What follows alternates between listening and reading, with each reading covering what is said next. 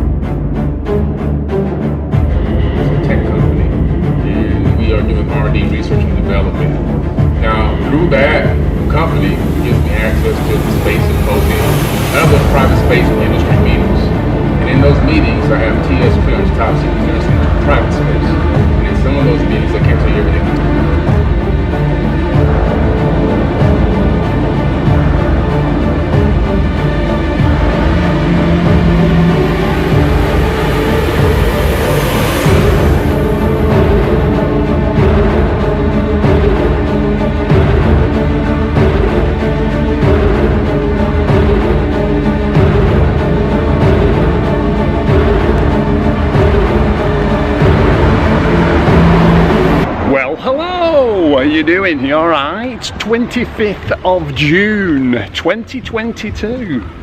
As you can see by the view, there is no forest inside. Why? Because the W.H.I.T crew has landed at Chariot of the Gods at Blackpool. So we're going to try and catch you if you did want to go, but you couldn't make it because of trains being on strike or whatnot. We're going to try and catch you as most we can, catch a couple of talks and whatnot, meet a few people and take it from there. So I hope you find it interesting. So on we go. By the way, there's Denise with me, lovely Denise.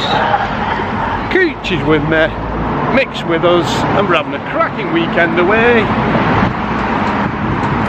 Let the party begin. Oh, and just to prove it, we've not got the National Trust car park tickets, we've got the proper tickets. The proper tickets. Right, we're going to press on because we're just about to start. Speak to you soon. Toodle pip for now.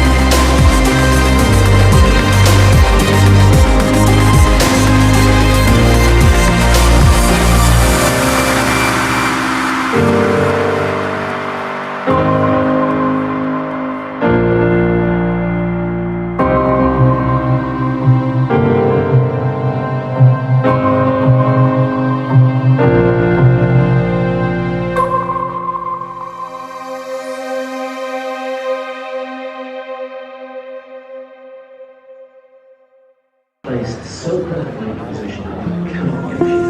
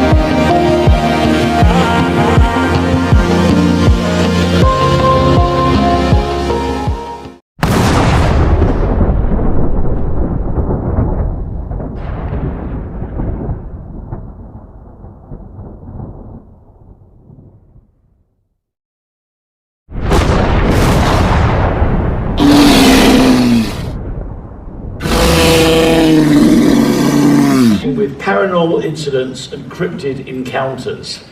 He is a boots-on-the-ground investigator that has authored several books.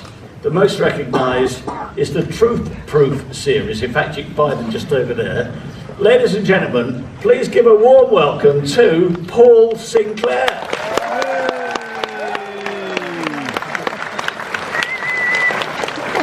Thank you very much. And yeah, boots on the ground, so this is a little bit unusual for myself. I can just see the screen, so we're going to be talking about Wolfland. But before we start, I would like to point out that I never want to be labelled as a cryptid researcher. This is multi-phenomena research. Ultimately, everything within the genre that we're looking at is linked.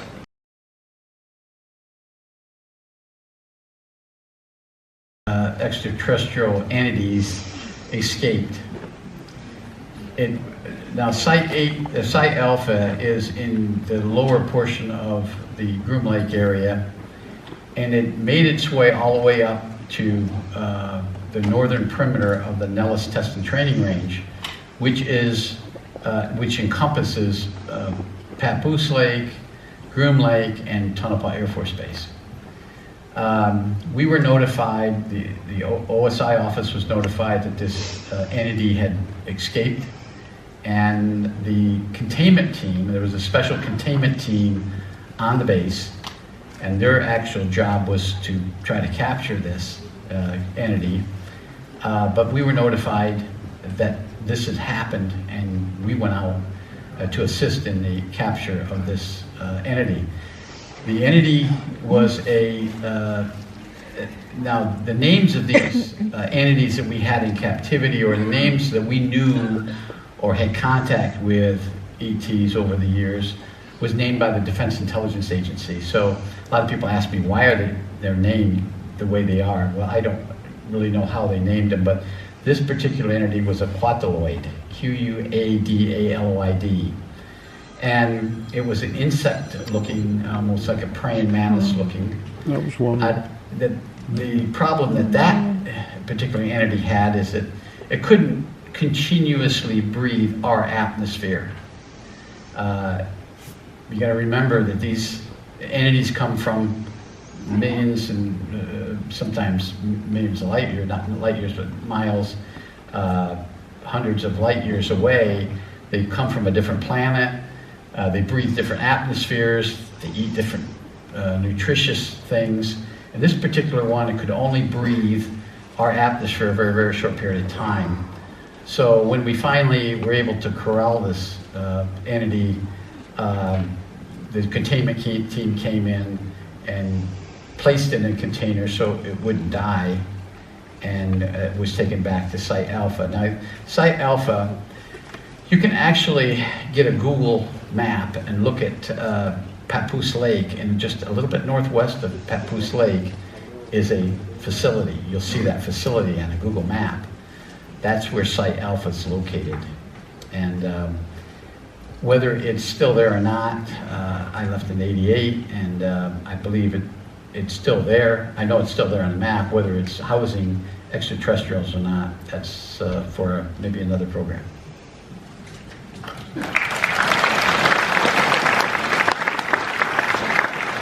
Paul Sinclair answers yourself. Yes, is the first answer to that. Many. But unfortunately, not as many as when you take an individual up there randomly and you for the first time, and then the phenomena seems to interact or engage. I don't know why that is. Andrew kind of touched on it earlier in his talk, you know, the similar things, that there's an awareness to what we're dealing with. But as you probably saw in the talk Wolflands earlier, there are concentrated hotspots within the zone of strangeness, and that hillside in particular. And there's a few people in the audience today who've actually been there and experienced things. The square of light that we talked about, I've seen that personally, although I didn't see it that night when Bob and Gemma saw it. I've seen it with Andy Ramsden, and we've seen it with a guy called Steve Ashbridge. And there doesn't seem to be there's no predictability to unexplained phenomena. It does not present to order. But what we didn't touch on in the talk is there's a former RAF base there, RAF Bempton, it closed in 1968. They were there from the 1940s. It's an underground facility. And after it closed, it was used intermittently by a satanic cult. Now, I know we're talking about the UFOs, but I just wonder what they evoked and experienced, because I think it's a kind of intermind connection that we're dealing with the phenomena, and we can bring these things through. And so we've got RAF Bempton, and we've got lots and lots of UFO related information in its operational years as well. You know, there's UFO incidents, and then if we go further afield to RF Staxton Wold, 12 miles away, we've got the same thing. But jumping to Bempton, I mean, I'm not sure if A is responsible for B, as in there was animal mutilation up there, 2017 to early 2019. And there's light form phenomena present, not at the same time. I've got no definite proof that they're responsible, but you've got to ask yourself, why is all the unexplained phenomena presenting around the same area in the same time frames? And the people in the area know about it, you know, but them that know don't want to talk. It's difficult. I mean, I've become friends with a few of the farmers and gathered information.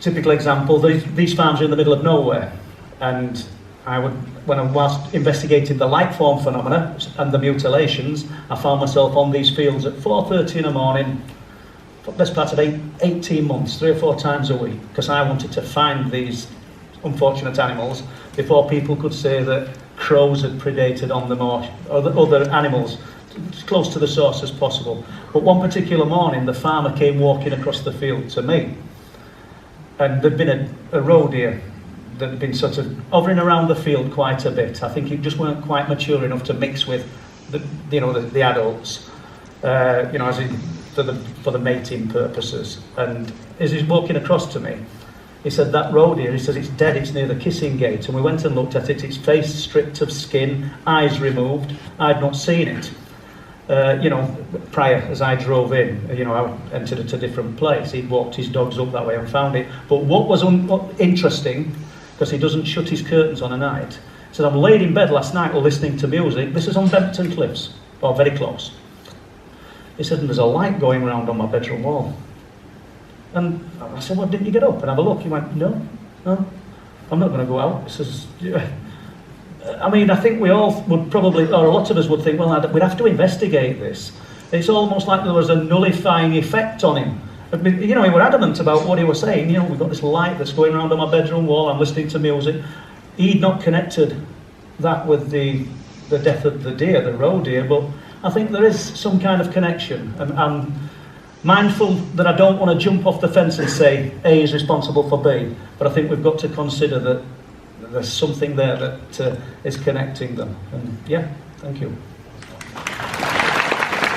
Years ago, I came across the Black Knight in just doing some research into UFOs and conspiracy theories regarding aliens. And it was a very tiny bit of information. And I said, this is pretty interesting. And something orbiting our planet that, before we even had satellites. And so as I dug into it deeper and deeper, I started to realize that there had been accounts of this object orbiting our planet, not only orbiting our planet in a orbit like the equatorial orbit, it was orbiting in a polar orbit, something that we definitely couldn't do at the time. Not only did we didn't have satellites, we weren't able to create a polar orbiting satellite until more recently, right? So this is very interesting. So I dug deeper and found that Nikola Tesla was getting signals from this in the late 1800s. Then fast forward in time, in the 1950s, several ham radio operators were getting signals from this same object orbiting Earth. During the 1960s, actually in 1960, there was a gentleman that actually named Duncan Lunan, who was a journalist and an astronomer. He was a journalist for Time magazine and an astronomer, and he was into astronomy and astrophysics. He actually wrote an article which got published by Time magazine that this object, not only did it exist, but it was giving off a specific signal. This signal was decoded by ham radio operators independently, as well as Duncan Lunan, and it gave up a location of where this thing may be from, and that was the Boötes constellation. Now that's amazing because that's a big key. This is why I had to do the documentary. When I found out there was the Boötes constellation, and being that I researched ancient civilizations, I discovered that one of the Anunnaki gods of the pantheon in Mesopotamia, named Enlil, he actually has something called an all-seeing eye. Now this all-seeing eye would allow you to see anything going on Earth at any given time. And how is that possible? We have all-seeing eyes in space right now. They're called polar orbiting satellites. With a polar orbiting satellite, as the Earth spins on its axis and it orbits the Earth while it's spinning on its axis, it's taking swaths of data, information, and video and photos and everything else, topographical data, and it gives you the capability of transmitting that data back to Earth, analyzing it, and seeing everything going on the planet, because that's the best way to get all the data around the world. That's an all-seeing eye in space. We have those now. So I said, wow, this guy has an all-seeing eye in ancient times that can let him see population densities, farming densities, who's got crops, who doesn't have crops, because at certain times he would actually destroy crops if people were growing too much population in one area. I said, could these two things be linked? As I dug deeper, I discovered that Enlil was the owner of the Boötes constellation, according to the ancient Sumerians. Now, this is a mind-blowing thing. So this object that's been orbiting the Earth for who knows how long, according to the people that have decoded the message, it's where Boötes was in the sky approximately 11 to 13,000 years ago. So this thing is super ancient, potentially super ancient, may have been there since the last ice age that we just had. And so now it's saying that Enlil is the owner of the constellation. To go a step further, theoretical physicists have been looking at the Boötes constellation. And what did they find? There's a void there. There's a void in the constellation that actually doesn't even have dust in it. It's one of the largest voids that we've ever found in the universe so far.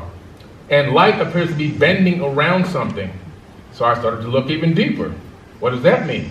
Well, they're theorizing that it's an advanced cloaked civilization. So we have a satellite orbiting Earth that shouldn't be there, especially in a polar orbit. It's giving off a signal stating that it's from Boethus Epsilon, which is a constellation hundreds of light years away. And we have a link to it on Earth with the Mesopotamian god Enlil, who has an all-seeing eye and owns the constellation.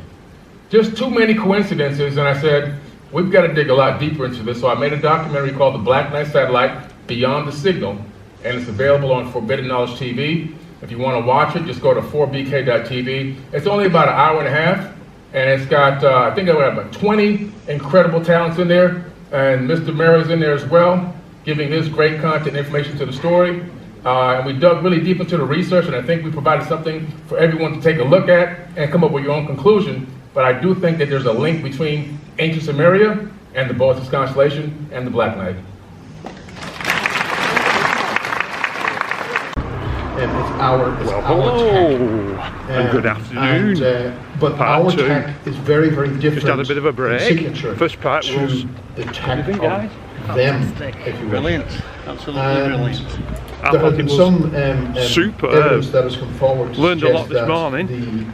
The And amount it's like Mick of said before, a microwave, lot of this stuff technology is you hear or it at microwave, conferences first, emitted which from is our true. So technology is yeah, much, much higher. let's go and have another And for view anyone who gets at within part around two. 100 feet Speak of to you this soon. particular craft, there have been some figures being suggested that of the people who do have that encounter, it is around 10% that are dead within 7 years.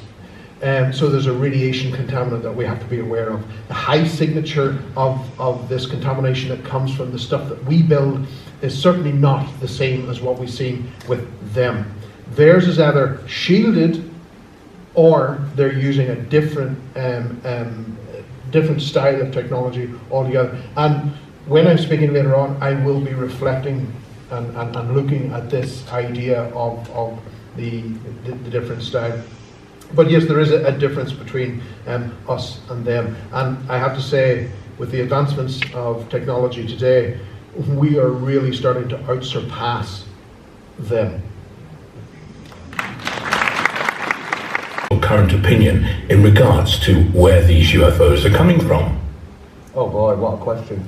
I mean, when I first started, my mentors, I'll give you, probably the beginnings of 1980s here, my mentors said to me, Steve, you know, these are extraterrestrials, they're travelling from different planets, travelling the vastness of space, in very nuts and bolts physical crafts.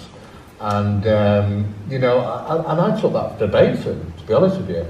As time's gone on, boy, has that changed. The metaphysical factors of this phenomena was totally ignored in the early days. It was pushed aside, it was considered woo-woo, not worthy of study. That is the most important aspect of this study. We now are literally on the cusp of change. Ufology is balancing on its edge. And I'll tell you the reasons why. In the highest circles of ufology, these think tanks, what I can tell you what is actually happening is that they are aware of the high strangeness. They are aware of what they refer to as woo-woo. But what they're currently faced with is that over the last few years, we've had a huge amount of academics and scientists come forward, especially since the Pentagon announcement, since the newspapers picked up, since the pilots come forward from the Navy talking about these things. We've seen the films, we've seen the footage. Since then, we've had some people come forward from the scientific community saying, do you know what, I want to get involved. I want to help out. I want to, you know, put my work forward and try and assist in coming up with some answers. That was pretty much unheard of. Might have been going on in the military factor, but not in the public realm. So we don't want to scare them off. That's what I was told. In those circles, they say, well, we know about the high strangeness. We know about the woo-woo. But we can't give it the scientists because we've just got them interested. If we go through all this in front of them, you've literally got to rewrite physics You know, and they're just not good. We're going to have to deliver digestible chunks to them. It's the only way. And that is the way forward. And that is why it's balancing what it says, because now we know that an extraterrestrial civilization, which would be so advanced, is very unlikely to travel the vastness of space as we would think. They would have found an easier, better way. If we look about this phenomenon, where it's coming from, because it asks in that question, where are they coming from? Well, you know, in the early days we'd say, well, you know, they're coming from maybe from this planet or that planet, and that might be the case. But not in the sense of what we think, because most of this phenomena seems to have a metaphysical aspect to it. They seem to materialize, manifest, and dematerialize in key areas, very similar to some of the paranormal things that we experience in life. The apportation of items in poltergeist cases is very similar to the sudden manifestation of a UFO that suddenly appears on the ground in front of people. The problem that we have is that we're going to have to look at the whole scope, which I refer to and Barry refers to as phenomenology. Because what we seem to be faced with is this, and I think it may have been even done purposely to some degree, that we've got this compartmentalization between all these subjects. The paranormal guys weren't dealing with the UFO guys. UFO guys weren't dealing with paranormal. You know, and we've got all these supernatural aspects, you know, and the paranormal and the metaphysical, and when you bring all these together, this is why we're not getting the full picture. Because we were stuck in our UFO box and not going into the other areas. We're never going to gain that full picture until we start tearing it all down and looking at the whole thing as phenomenology. Because once you do that, you start to realise very quickly, well, hang on a second, there's a considerable amount of cases of UFO incidents where it involves paranormal type phenomena. Now, why is that? If we're dealing with an extraterrestrial source coming from some other planet, and presumably a paranormal thing is a very ancient, old phenomenon on Earth, why are they seemingly utilising the similar physics here? And I think what we're doing now is that we're balancing right on that edge of bringing in this high strangeness, because it cannot be ignored any longer.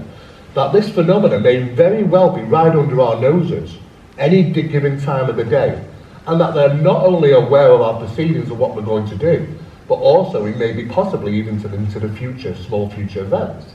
So we've got to prepare ourselves to an understanding that we haven't really had to conceive before, and that is the world of quantum physics, quantum mechanics, and rewriting the physics we know to try and gain some understanding. But yes, the UFO phenomenon for me is vastly changed over the years.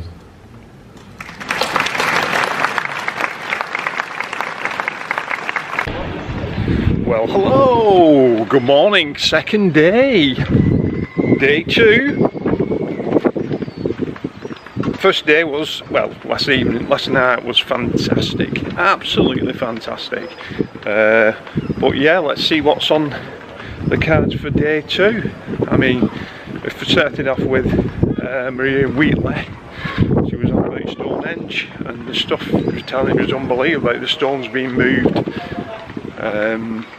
Little hole being drilled in the stone where like water was coming from, and then the government and kind of all the people who have the land and whatnot heard about it and said, oh no, we can't have that, let's plug the stone up, and they put all concrete in it. Absolutely fascinating, the stuff. Yeah, let's see what day 2 holds. But if it's as good as 1, it's gonna be fantastic.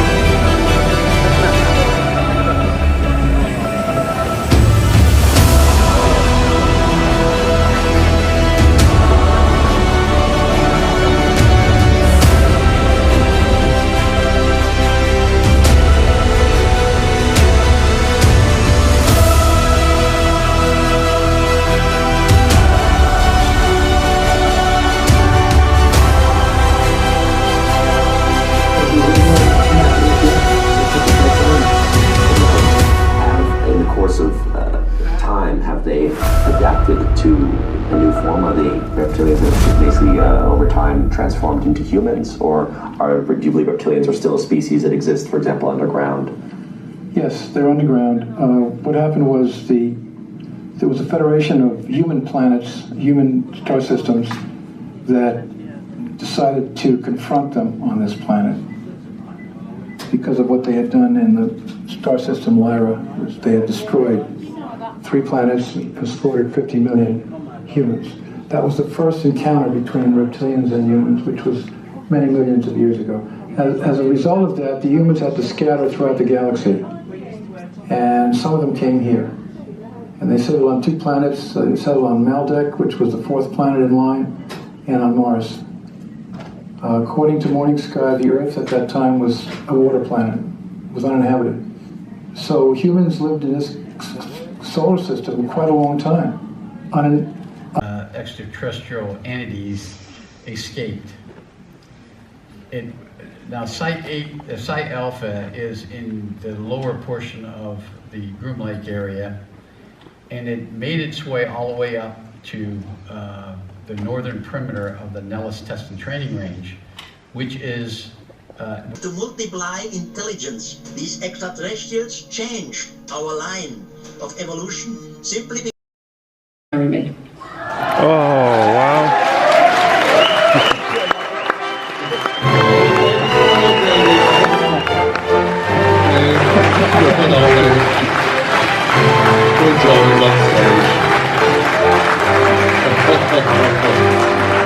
Oh, ladies and gentlemen, come on, baby. Don't be ashamed of the wrong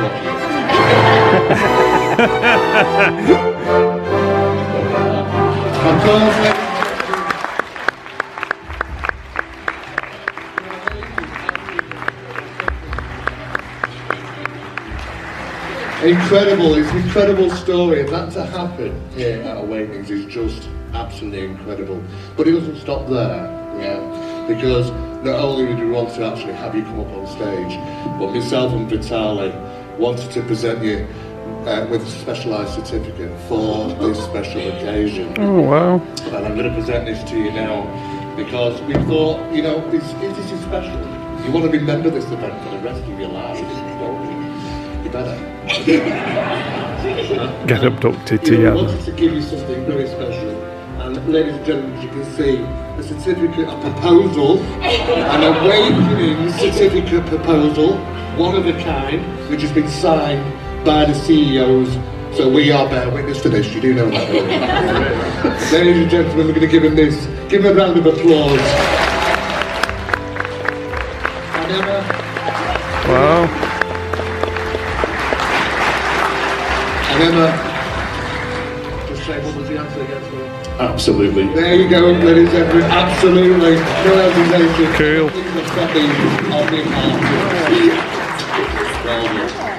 And just to finish off, I want something very special for us all to do for them. I'm going to take a selfie of the pair of them, and I'm going to do it towards the crowd. I'd love for you to film this, take photographs, and please let's just put our hands in the hair so while I can get some nice photographs for them so they can see and remember this event for the rest of their lives. And let me get my phone, I'm going to do this. Right, okay. I'll grab my phone, get it onto the photo.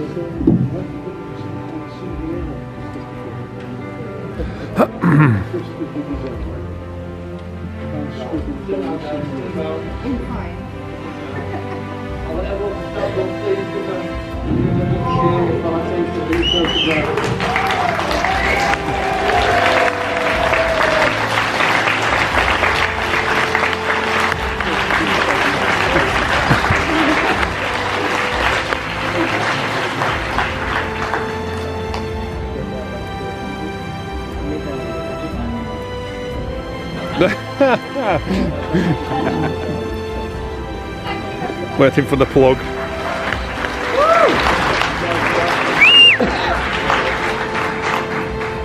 Wow.